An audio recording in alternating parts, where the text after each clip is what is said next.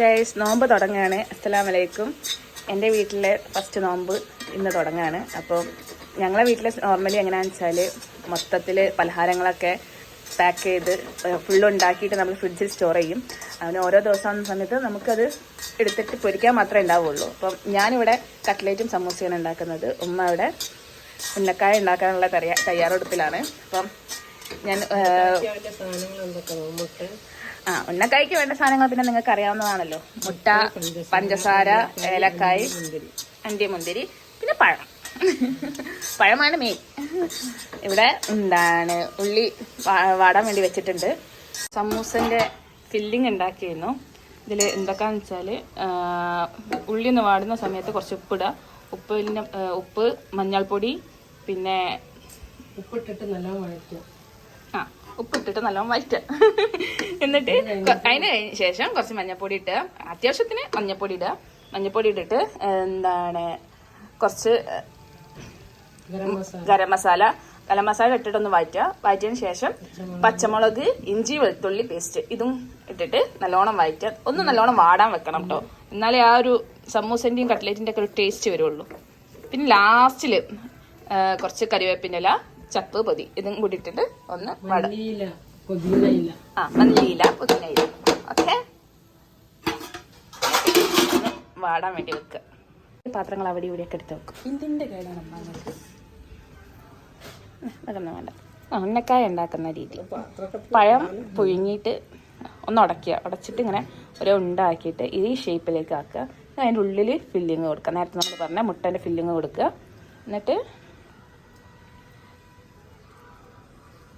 കൈ കൊണ്ട് ഇങ്ങനെ പതുക്കെ അമർത്തി ഒരു ഷേപ്പാക്കുക. കൊളായോ? സാരല്ലേ അമ്മ, ഷേപ്പാക്കാം. അമ്മ ഇവിടെ വെച്ച സാധനം അങ്ങോട്ടേക്ക് മാറ്റി വെച്ചതാണ് കേട്ടോ.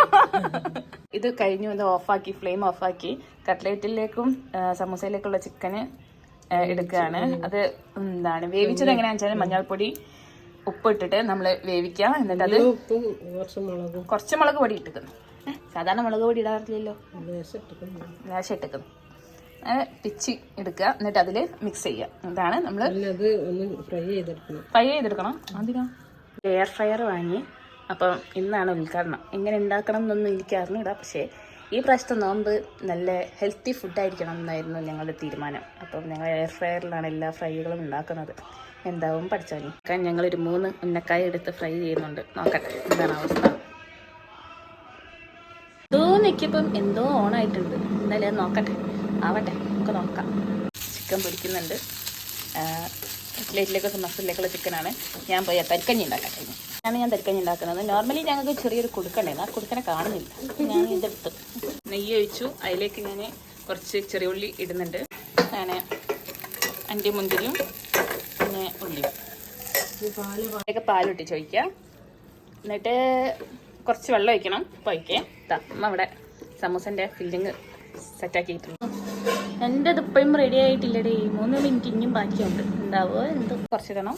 കുറച്ച് ഏലക്കായി, ഇതിലേക്ക് കുറച്ച് ഏലക്കായി ഇടുക. അതിന് കുറച്ച് പഞ്ചസാര ഇടുക. അത് കഴിഞ്ഞിട്ട് റവ കുറച്ചായിട്ട് ഇട്ടെടുത്താൽ മതി. അങ്ങനെ തിളയ്ക്കുന്ന അനുസരിച്ചിട്ട് കുറച്ചായിട്ട് ഇല്ലെങ്കിൽ കട്ടിയാവും. ഞാൻ ശരിയാക്കി ജയിസ്. നിന്നെ ഉന്നക്കായി കറക്റ്റായിട്ട് കിട്ടി. ഉണ്ടാക്കുന്ന കാണിച്ചാലുള്ള സമയമില്ല, കാരണം ഫുള്ളി ബിസി ആയിപ്പോയി. ഇതിലേക്ക് തന്നെ വെക്കാം. നോമ്പിൻ്റെ ബാങ്ക് കൊടുത്തു.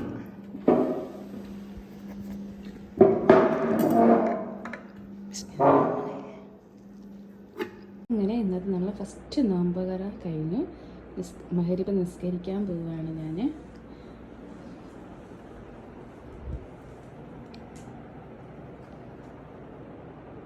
أعوذ بالله من الشيطان الرجيم. بسم الله الرحمن الرحيم. الحمد لله رب العالمين الرحمن الرحيم